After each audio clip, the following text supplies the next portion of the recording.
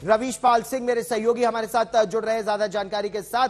मेरे साथ हेमेंद्र और मेरे सहयोगी भी हैं और जितेंद्र बहादुर सिंह भी है। रवीश पाल सिंह, सबसे पहले जो टैक्टिकल काउंटर ऑफेंसिव है नक्सलियों का, इसके बारे में आप हमें क्या बता सकते हैं? क्योंकि खबर यह भी आई थी कि नक्सलियों के खिलाफ बड़े ऑपरेशंस को अंजाम भी दिया जा रहा है पिछले करीब 1 महीने से।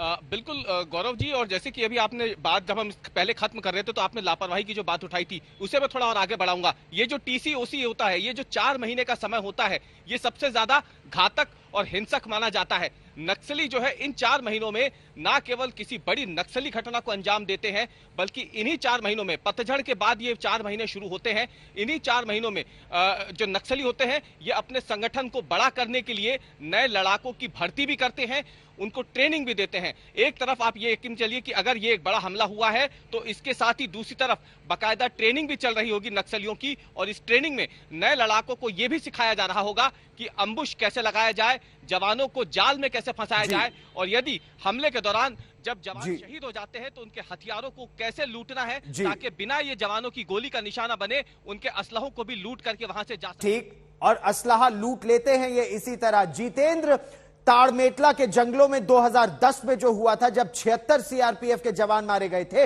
उसके बाद पूरे स्टैंडर्ड ऑपरेटिंग प्रोसीजर्स में बहुत परिवर्तन लाए गए थे। लेकिन उसके बाद हम यह देख रहे हैं 2013 में जिस तरह से कांग्रेस की छत्तीसगढ़ की पूरी लीडरशिप मारी गई थी, और यही अप्रैल मई के महीने होते हैं जहां पर ये ऑपरेशंस चलते हैं, तो ऐसे में जो SOPs है, क्या उनका पालन नहीं हो रहा, इसीलिए यह हो रहा है, या फिर नक्सली भी एक कदम आगे रहने में सक्षम रहते हैं? हालांकि अब वो संकुचित और सीमित रह गए हैं कुछ डिस्ट्रिक्ट्स में।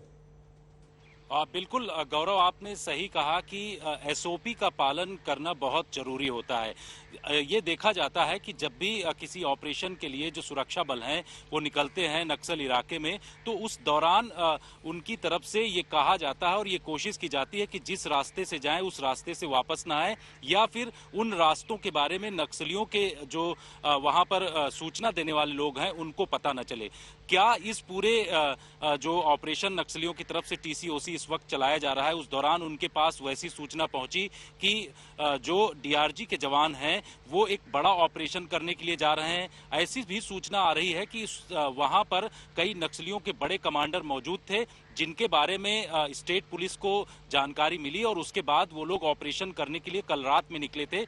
लेकिन जब वापस आ रहे थे तो वापस आने के दौरान गाड़ी को IED ब्लास्ट के जरिए उड़ा दिया गया। तो इस दौरान क्या उसी रास्ते से वो वापस आए जिस रास्ते से गए थे? उस दौरान उन्होंने SOP का पालन नहीं किया। ये तमाम सवाल उठ रहे हैं और ये जांच का विषय है, जांच के बाद ही ये तमाम चीजें क्लियर होंगी। लेकिन सबसे बड़ी बात यह है कि अभी हाल ही में मैं खुद गया था अरनपुर इलाके में, दंतेवाड़ा से करीब 30 से 40 किलोमीटर दूरी पर यह स्थित है, और यहाँ का जो पूरा इलाका है, यहाँ की जो भौगोलिक स्थिति है काफी खतरनाक है। यहाँ पूरे जो गांव वाले हैं उन गांव वालों के बीच में बहुत सारे नक्सली जो हैं वो समय समय पर आकर के छिप जाते हैं।